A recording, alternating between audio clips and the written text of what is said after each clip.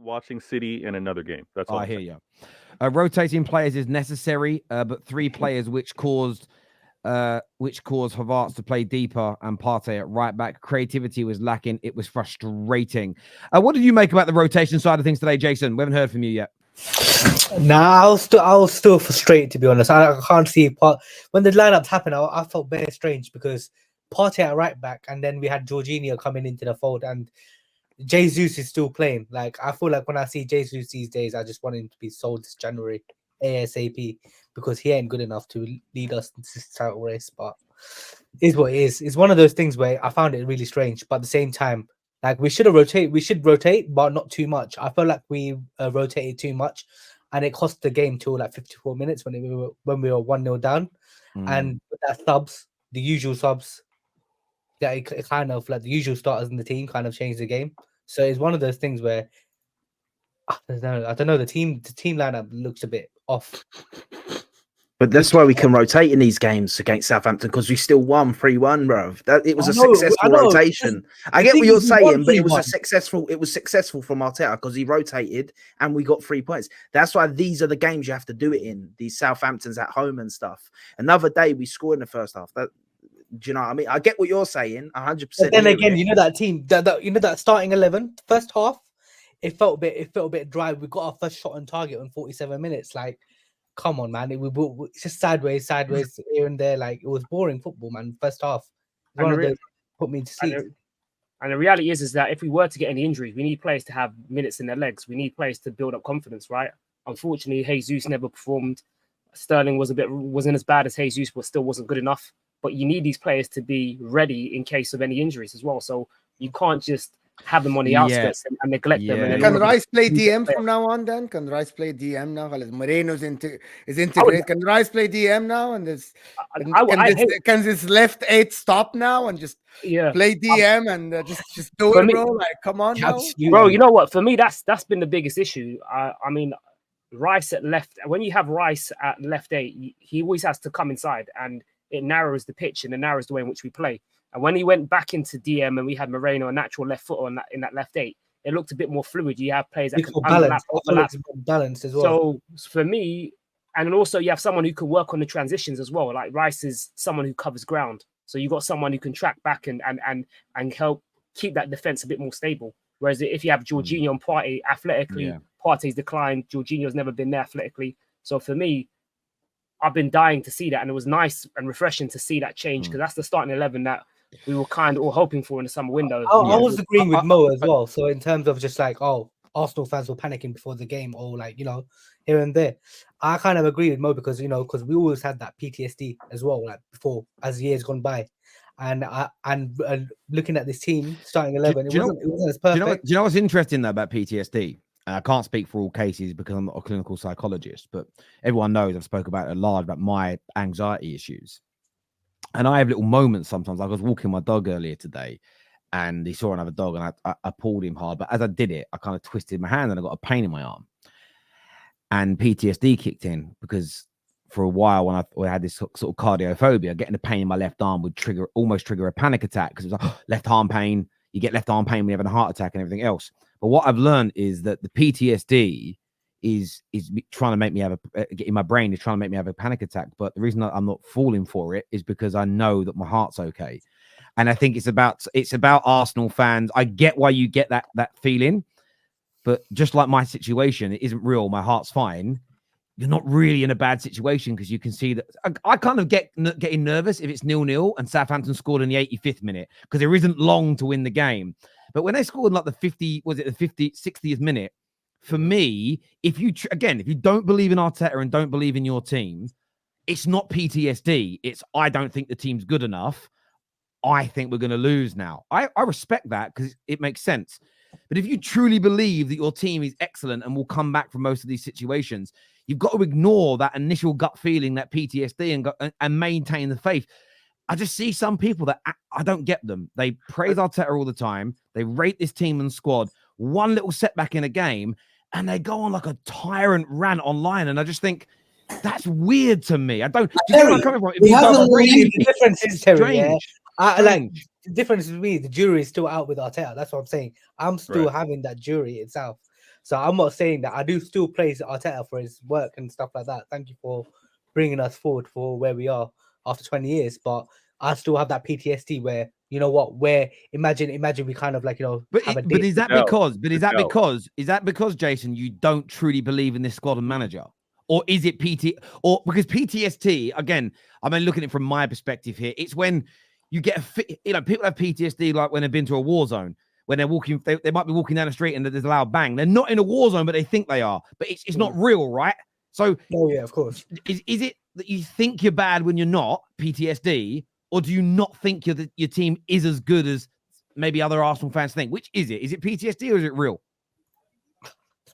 In a way, it's both. In a way, yeah, it would be real because you had the results of last season that hampered them from winning the league, right? So it's a little bit of doubt. Yeah, I mean, again, there's no right or wrong answer. It's about how an individual feels. I'm not trying to catch anyone out. I'm just trying to ascertain. As again, when Arsenal conceded today, the same as City, I didn't think either were losing. In fact, I went straight when Arsenal conceded. I went chance to make a bit of money. I went straight and put a £500 bet on them to win from there because now the odds went to even because they went 1-0 down. Great. Same as when City went 1-0 down. I went and stuck a couple of £100 on City to come back and win because I believe they would. Does that make sense? So I know I'm not an Arsenal fan, so I'm not emotional in that way. But I see some Arsenal fans online. All they do is praise what's going on. One little setback in a game or a player. Player got injured the other week. Season's over. Odegaard's out. Terry, what are you talking about? It's not pity. If he's right, if they haven't won anything from this manager for many years, and you had managers like Xabi Alonso going to Bayern, Leverkusen, got the league title, but then this guy has been here for 3 years. He's struggling to win the league. Obviously, it makes sense. He knows this guy hasn't delivered. Exactly. He hasn't delivered it at all. And he's seeing managers who've won the league from nowhere. Even probably a Conte might go to Napoli this year and he delivers another league title to Napoli.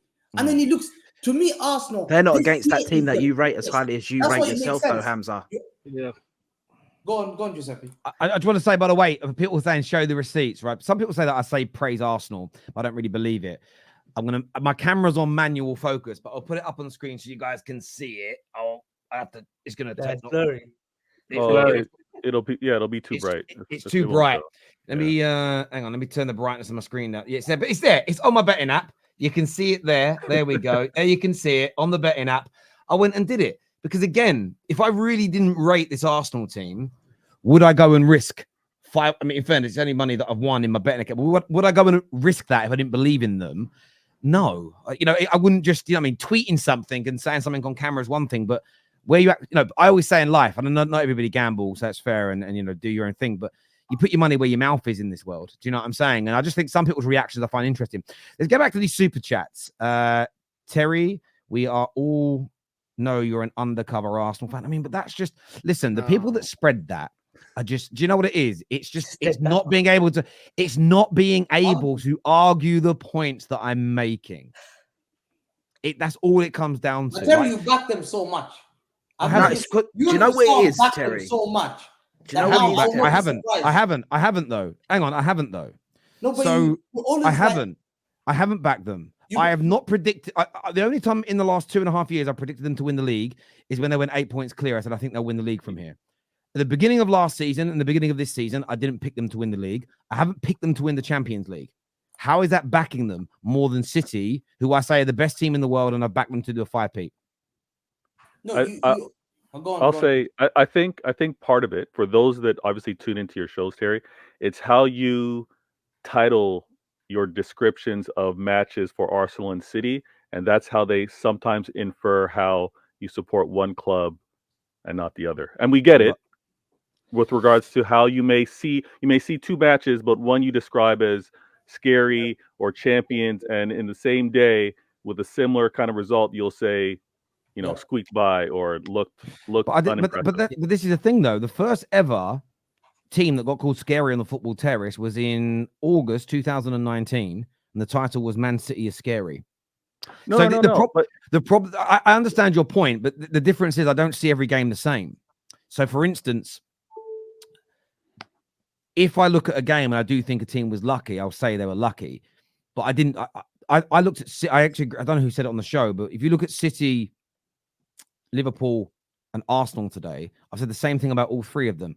Today was what I call a champions victory, a champions win, where you're maybe not at your best, where you have some adversity, but you find a way of getting through the game. Because I viewed the matches, all different things happened in each game, but I viewed them in a very similar way as an example. Yep. But yes, I've called Arsenal scary.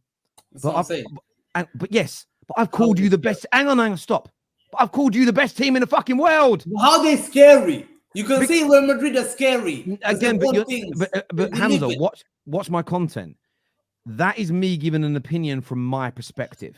As a Man United fan, when I said they were scary, we were in the mud with them at the same time.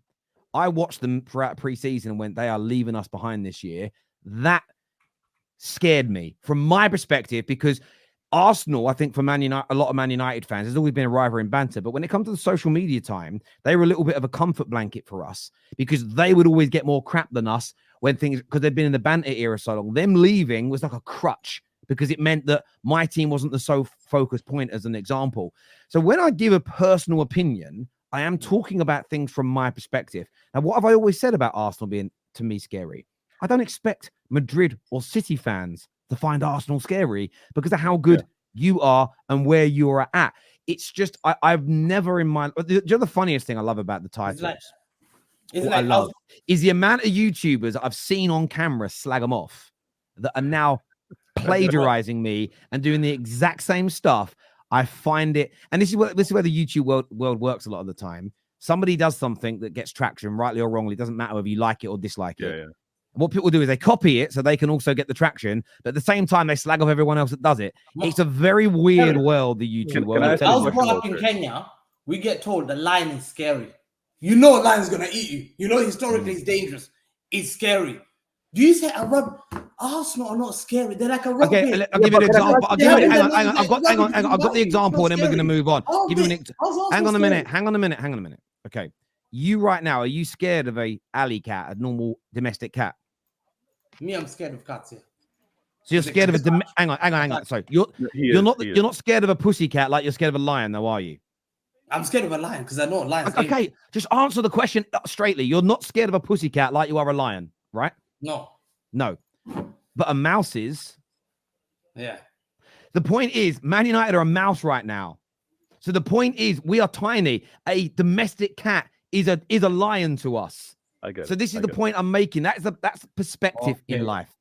So it's crazy that people we do this. This happens all the time. Someone DM'd me the other night calling me a hypocrite, and what they actually were accusing me of is not having the same energies. Their view of what a hypocrite is that me and them disagree on a point. I'm like, that's not what a hypocrite is, my friend. He was like, no, you don't have the same energy for Arteta as you do Ten Hag. I'm like, well, I don't view them as the same person. I don't view their situations the same. Therefore, I don't have the same energy. And then he was explaining how they are the same. So, but that's your opinion. He went, yeah, but you're a hypocrite because you don't agree with it. I'm just like, it's the world's weird. But I've got to get back to these super chats anyway. I've got to get back to these.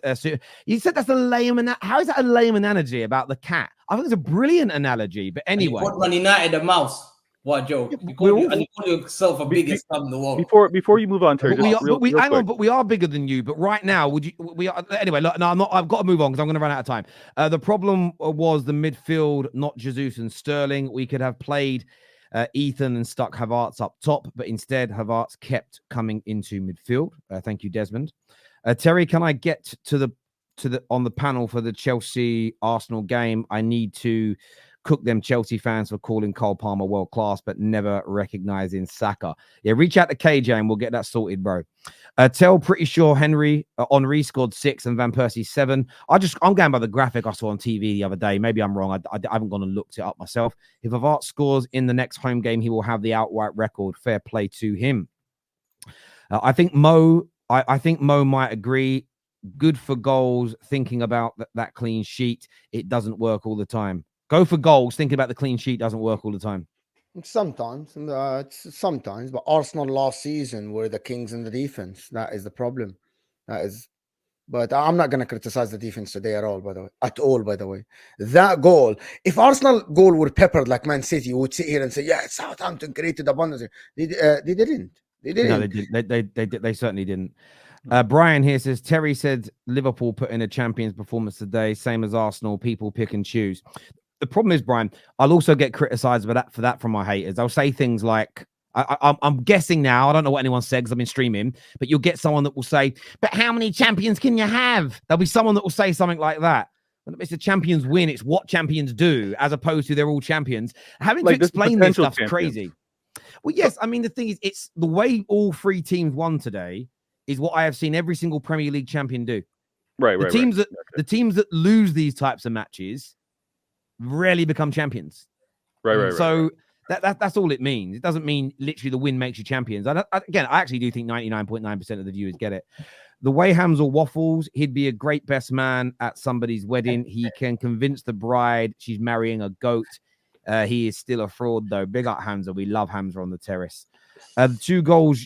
Oh, sorry, already said that. Already done that. Super chat. Not good enough today is what MCFC Solo says. Not good enough today, but us below average is still better than most teams. Take the 3 points and regroup during the international break. Pep needs to stop overthinking. It's time for all Arsenal fans to accept reality. Whatever the narrative they try to push about anything at our club, just be okay, cool, and keep moving. My advice to Jesus is leave the football before football leaves you. By the way, Havertz, what a player, absolute beast. If you'd have said at the start of last season that Kai Havertz is going to become this predatory goal scorer for you and Jesus is going to fall away, I think people would have wanted to have you certified. It's crazy, the turnaround. Don't all these Arsenal fans give a different reaction when United beat bottom team Southampton 3-0, but now it's a champions mentality with no shot on target and in the first half? That's different. We're in different places to Man United. What does that mean? Also, why are you shameless to compare Southampton to Fulham today? We rotated half our team. We rotated 3 players and we didn't have Odegaard in our team. Like, what's going on, man? What's going on? We didn't have Rodri. We didn't make excuses. But you're the best team in the world, apparently, and you've won 4 of the last 5 apparently leagues, bro. No, we either are or aren't. Well, you are. Yeah, well, everyone here says you are. So are you not?